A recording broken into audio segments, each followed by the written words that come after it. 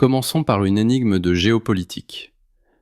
Pourquoi un simple bras de mer, étroit, coincé entre un continent gigantesque et une petite île, suffit-il à déclencher les batteries d'artillerie, à faire appareiller des groupes aéronavals et à réveiller, encore et encore, le spectre d'une guerre nucléaire depuis près d'un siècle?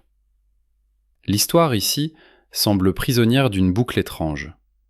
En 1954, l'artillerie de la République populaire de Chine s'abat sur le littoral du Fujian et sur les îles côtières contrôlées par Taïwan. 4 ans plus tard, en 1958, Pékin rejoue quasiment le même scénario. L'objectif ne varie pas d'un millimètre: effacer les vestiges de la guerre civile chinoise et ramener Taïwan dans le giron continental. Près de 40 ans plus tard, les eaux du détroit s'échauffent de nouveau. Cette fois, il ne s'agit plus seulement d'obus. De vastes manœuvres militaires se déploient autour de l'île, tandis que des missiles balistiques fendent le ciel taïwanais sous l'œil inquiet des capitales étrangères. 3 crises. 3 périodes bien distinctes. Mais un dénouement identique, à en croire à une sorte de fatalité. La Chine est contrainte de reculer, et Taïwan demeure hors de portée de Pékin. Alors, quel est le paramètre invisible qui vient dérégler les calculs du géant asiatique? La réponse tient dans la présence d'un acteur que personne ne peut ignorer sur l'échiquier mondial: les États-Unis d'Amérique.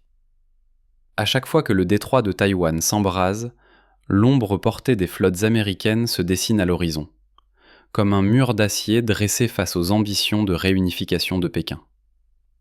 Malgré un coup politique, militaire et stratégique de plus en plus lourd, Washington persiste à protéger l'île, avec la même fermeté qu'au premier jour de la guerre froide.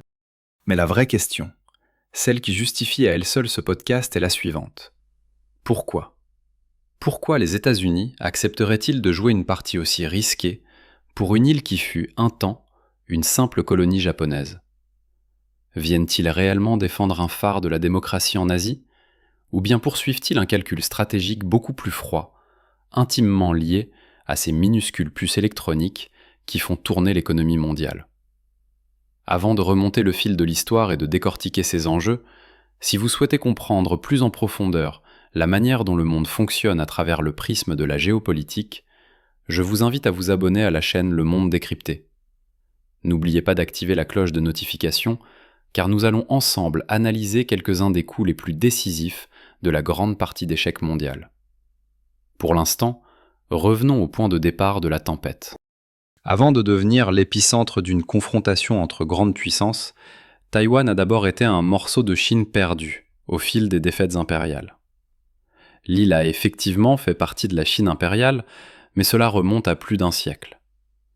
Après sa défaite face au Japon, la dynastie Qing est contrainte de céder Taïwan à l'empire nippon. Pour Tokyo, Taïwan n'est pas une colonie comme les autres. C'est la première, une vitrine. L'île bénéficie d'investissements massifs, d'infrastructures modernes, d'une intégration poussée dans l'empire japonais. Pendant que le continent chinois s'enfonce dans le chaos, les guerres et l'effondrement progressif du régime impérial, Taïwan, elle, s'enrichit et se modernise. Mais même affaiblie, la Chine ne renonce jamais vraiment à cette île. Et c'est la Seconde Guerre mondiale qui lui offre l'occasion de la récupérer, au prix d'un conflit d'une violence inouïe. La capitulation du Japon face aux États-Unis contraint Tokyo à restituer Taïwan à la Chine. Chiang Kai-shek, à la tête de la République de Chine, arrive alors à Taïwan en vainqueur. Il reprend officiellement possession de l'île, persuadé qu'il ne s'agit là que d'une étape avant la reconquête complète du continent. Il est loin d'imaginer qu'en quelques années à peine, ce territoire censé n'être qu'un point de passage deviendra le lieu où il finira sa vie, le regard tourné vers un continent qu'il ne reverra jamais. Lorsque la Seconde Guerre mondiale s'achève, la Chine ne retrouve pas la paix. Elle replonge immédiatement dans la guerre civile que Chiang Kai-shek et Mao Tse-tung avaient temporairement suspendue face à la menace japonaise. Le camp communiste conduit par Mao l'emporte. Sur le continent, il proclame la naissance de la République populaire de Chine. Le camp nationaliste de Chiang Kai-shek, lui, est défait et se replie en catastrophe sur Taïwan, emportant avec lui les institutions de la République de Chine. Résultat, des deux côtés du détroit, chacun s'autoproclame vraie Chine. À Pékin comme à Taipei, on considère l'autre rive non pas comme un voisin, mais comme un territoire sécessionniste qu'il faudra, tôt ou tard, ramener dans le giron national. Dans ce face-à-face, que font les États-Unis ? Pendant la Seconde Guerre mondiale, Chiang Kai-shek a été un allié important de Washington. Mais ça, c'était l'Amérique de Franklin D. Roosevelt. Son successeur, Harry Truman, se montre beaucoup plus méfiant. Il n'a guère confiance en Chiang et, par conséquent, soutient très peu la République de Chine dans la guerre civile. Même lorsque Chiang est contraint de se replier à Taïwan, Truman ne semble pas vouloir s'impliquer davantage. Cette prudence va toutefois être remise en cause brutalement. À peine un an après la fin de la guerre civile chinoise, un nouveau conflit éclate et il va rebattre les cartes stratégiques du XXe siècle. La guerre de Corée. Ce conflit fait ouvrir les yeux aux Américains. Ils constatent jusqu'où le camp communiste est prêt à aller pour atteindre ses objectifs par la force. Et surtout, ils prennent conscience du rôle crucial que peut jouer Taïwan pour contenir l'expansion du communisme en Asie de l'Est et en Asie du Sud-Est. À Washington, on commence à reprocher à Truman d'avoir perdu la Chine au profit de Mao Tse-tung. Sous la pression, le président change de cap. Il reconnaît le gouvernement de Chiang Kai-shek comme représentant légitime de la Chine et débloque une aide militaire et économique massive en faveur de la République de Chine. Truman finira par quitter la Maison-Blanche, remplacé par Dwight D. Eisenhower. Mais la nouvelle ligne stratégique, elle, reste en place. En face, Mao Tse-tung ne renonce pas non plus. Tout comme Chiang rêve de reconquérir le continent, Mao veut récupérer Taïwan. De part et d'autre du détroit, chacun se prépare, et beaucoup redoutent que le détroit de Taïwan ne se transforme à nouveau en champ de bataille. Cette fois, la crainte va se matérialiser. La première crise du détroit de Taïwan éclate en 1954. L'armée populaire de libération, au service de la République populaire de Chine, bombarde et attaque plusieurs îles proches des côtes continentales, tenues par les forces de la République de Chine. L'escalade est telle que les États-Unis sont entraînés dans la tourmente. Washington signe avec Chiang Kai-shek un traité de défense mutuelle.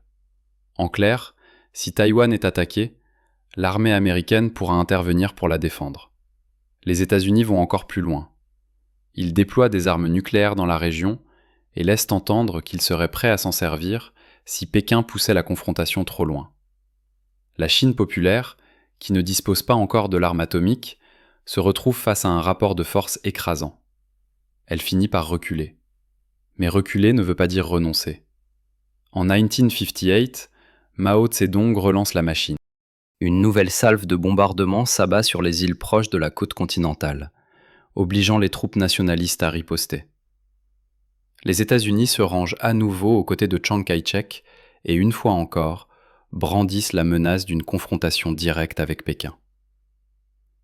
Mao Tse-tung, marqué par la guerre de Corée et soucieux d'éviter un affrontement ouvert avec Washington, finit par ordonner à ses troupes de se retirer. Certains observateurs estiment d'ailleurs que ces deux crises et la pression nucléaire exercée par les États-Unis ont contribué à convaincre Pékin de lancer son propre programme atomique dans les années qui suivent. Du côté américain, le bilan semble à première vue positif. L'allié taïwanais est sauvé, le régime de Chiang Kai-shek tient bon, et Mao est contraint de faire profil bas. Mais à Washington, personne n'a envie de se laisser entraîner dans une guerre totale avec la Chine populaire, surtout après le traumatisme de la Corée. Dans les années qui suivent, les États-Unis concentrent donc leurs efforts sur un autre levier, renforcer Taïwan de l'intérieur. Aide économique, modernisation de l'armée, consolidation de l'appareil d'État, tout est fait pour que l'île soit capable de se défendre seule en cas de nouvelle offensive. L'espoir de Washington est clair. En rendant Taïwan suffisamment solide, on réduit le risque d'une nouvelle crise majeure dans le détroit. D'autant que d'autres fronts, comme le Vietnam, s'annoncent déjà comme de futurs foyers d'incendie pour la diplomatie américaine. Mais, en réalité, les États-Unis ne seront pas condamnés à jouer indéfiniment les pompiers dans le détroit de Taïwan. Un autre bouleversement géopolitique va changer la donne, la rupture sino-soviétique. Lorsque Pékin se brouille avec Moscou, la Chine populaire cesse d'être simplement un relais du bloc soviétique. Aux yeux des stratèges américains, elle devient progressivement un partenaire potentiel dans la lutte contre l'URSS. La logique de la guerre froide bascule. L'ennemi principal, c'est Moscou, et la Chine pourrait devenir, sinon un allié, du moins un contrepoids utile. Au fil des années 70s, un rapprochement se dessine. Le moment symbolique de ce basculement a lieu en 72. Le président américain Richard Nixon se rend en visite officielle en République populaire de Chine. Une scène impensable quelques années plus tôt. Cet épisode est qualifié d'historique, et à juste titre. Il ne se contente pas de modifier l'équilibre de la guerre froide, il pose aussi les fondations du réveil d'une Chine appelée à devenir, des décennies plus tard, une puissance mondiale incontournable.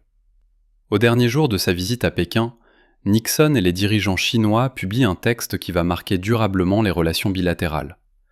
Le communiqué de Shanghai de 1972. En apparence, il s'agit d'un document de normalisation diplomatique.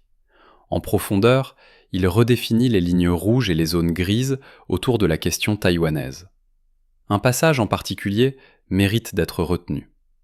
À la première lecture, on pourrait croire que les États-Unis se rangent du côté de Pékin sur le dossier de Taïwan. Mais en réalité, la formulation est soigneusement ambiguë. Washington parle de la Chine au singulier, sans préciser s'il s'agit de la République populaire de Chine sur le continent ou de la République de Chine repliée à Taïwan.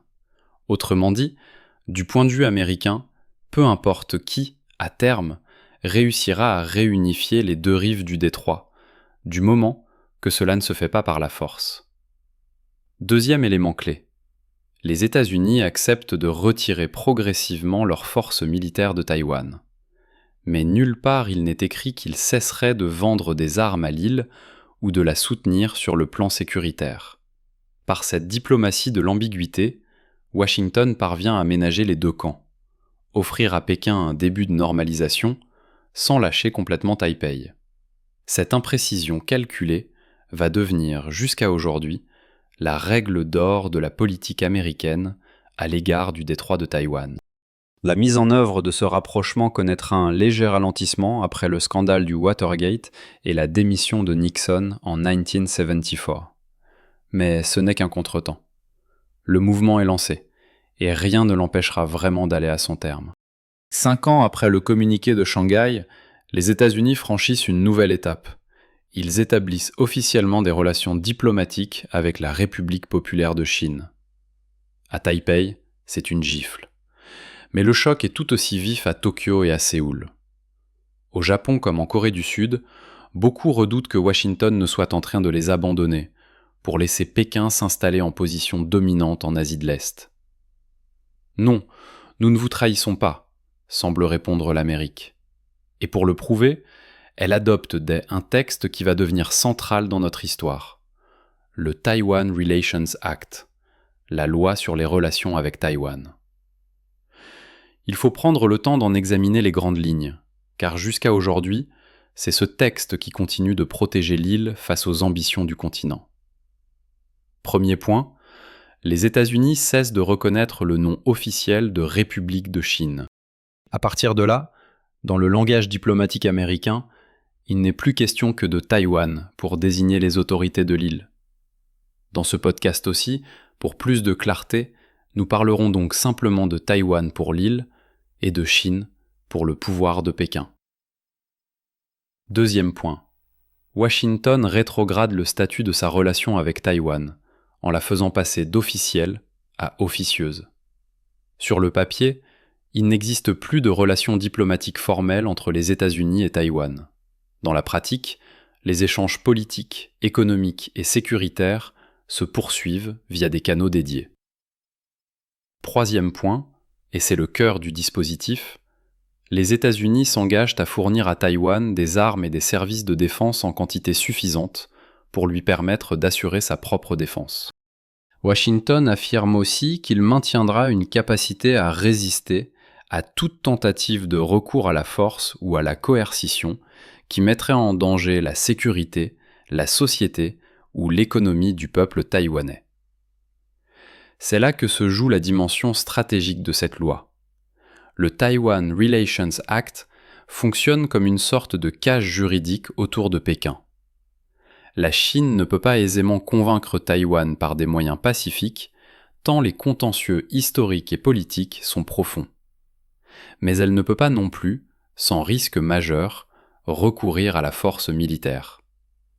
Si elle franchit ce seuil, les États-Unis disposent d'un cadre légal pour intervenir et défendre l'île. Pour Pékin, c'est une provocation. Pour Washington, c'est une victoire stratégique. La loi permet aux États-Unis de tenir parole vis-à-vis de Taïwan, de réassurer leurs alliés d'Asie de l'Est et de freiner l'expansion de l'influence chinoise vers l'ouest du Pacifique. Autour de la Chine, c'est tout un arc d'alliés ou de partenaires américains, du Japon aux Philippines, qui contribuent à contenir sa projection de puissance. À Washington, on sait qu'un jour ou l'autre, avec les moyens dont elle dispose, la Chine reviendra sur le devant de la scène comme rival potentiel de la suprématie américaine.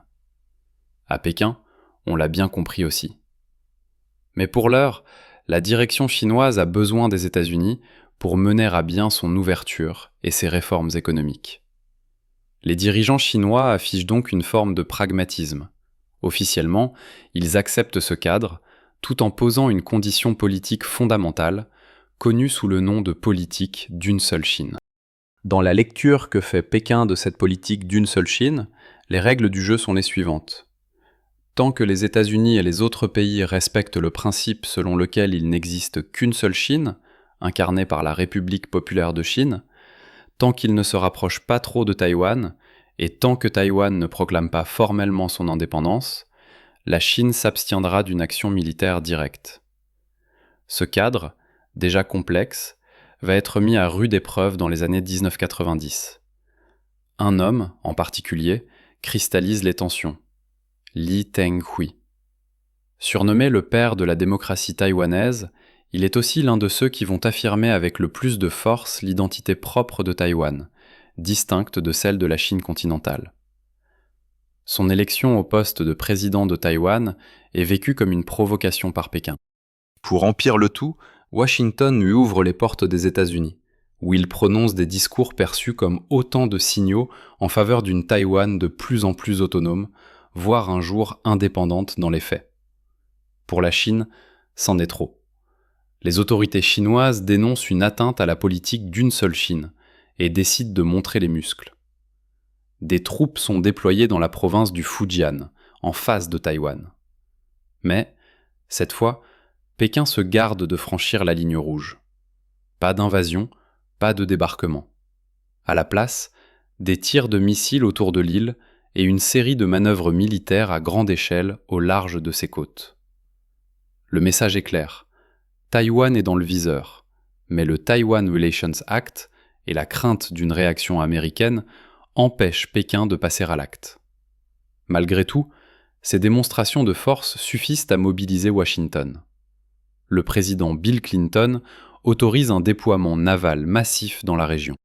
Des groupes aéronavals américains traversent le détroit de Taïwan, dans ce qui est alors présenté comme la plus grande projection de puissance en Asie depuis la guerre du Vietnam. Une fois de plus, la Chine finit par battre en retraite. Elle ne peut pas, à ce moment-là, se mesurer directement à la machine militaire américaine. Est-ce pour autant la fin des ambitions chinoises ? Certainement pas. Avançons dans le temps. Nous voici en 2016. Taïwan est lié à la présidence Tsai Ing-wen, une juriste formée à Londres, issue d'un parti traditionnellement favorable à une identité taïwanaise affirmée. Elle incarne une ligne politique plus clairement attachée à la souveraineté de l'île. À Pékin, l'irritation se transforme en exaspération. En réponse, la Chine multiplie les exercices militaires autour de Taïwan, envoie des escadrilles d'avions de combat dans sa zone d'identification de défense aérienne et procède à de nouveaux tirs de missiles dans ces parages. Cette fois, la pression ne retombe pas. L'intensité et la fréquence des manœuvres augmentent. L'une des étincelles les plus spectaculaires intervient lors de la visite à Taïwan de Nancy Pelosi, alors présidente de la Chambre des représentants américaine. Pour Pékin, c'est une violation flagrante de la ligne rouge posée par la politique d'une seule Chine. La réaction chinoise est immédiate. Plus d'avions, plus de missiles, plus de manœuvres. Taïwan se retrouve encerclé, au moins symboliquement, par les forces chinoises. Mais nous ne sommes plus en 1995. La Chine a considérablement renforcé ses capacités militaires. Elle n'est plus un acteur régional en rattrapage, mais bien un rival stratégique pour les États-Unis. Et pourtant, comme au siècle précédent, Washington maintient le même message.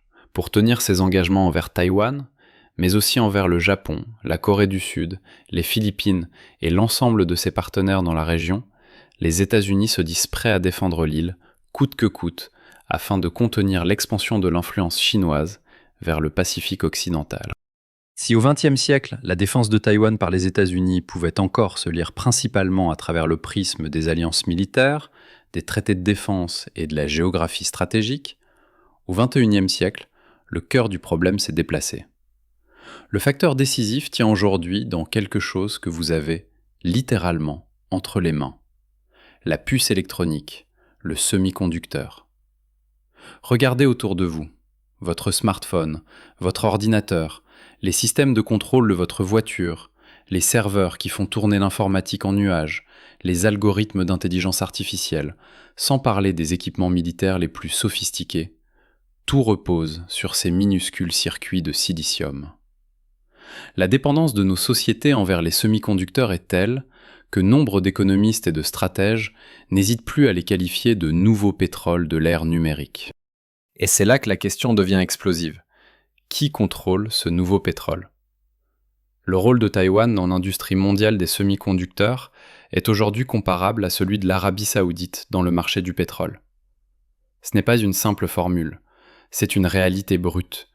Quiconque parvient à peser sur Taïwan, ou même seulement à perturber ses chaînes de production, dispose d'un levier considérable sur l'économie mondiale et sur le cœur technologique de nos sociétés. Pékin ne découvre évidemment pas cela par hasard, Washington non plus. Et c'est ici que se trouve probablement la réponse la plus limpide à une question récurrente. Pourquoi les États-Unis, puissance située à des milliers de kilomètres, acceptent-ils de courir le risque d'une confrontation avec la Chine pour défendre une île posée à la porte même de leur rival stratégique ? Parce qu'il ne s'agit plus seulement de protéger un allié ou de défendre un symbole de démocratie. Il s'agit aussi, et peut-être surtout, de protéger le système circulatoire de l'économie et de la technologie occidentale. Taïwan est devenu un nœud vital du réseau. Nous vivons désormais dans un monde où les tensions entre Washington et Pékin se glissent dans tous les interstices de la politique internationale. Accords commerciaux, sanctions technologiques, guerre des normes, rivalité navale. Dans ce décor, Taïwan, avec sa position géographique sensible et son rôle central dans les semi-conducteurs, ressemble à une étincelle potentielle au-dessus d'un baril de poudre. Quel avenir attend alors ce détroit si étroit et pourtant si stratégique ? Une quatrième grande crise taïwanaise ? Une nouvelle guerre froide version 21e siècle ? Ou le scénario que tout le monde redoute en silence ? Un affrontement direct, même limité, entre deux puissances nucléaires.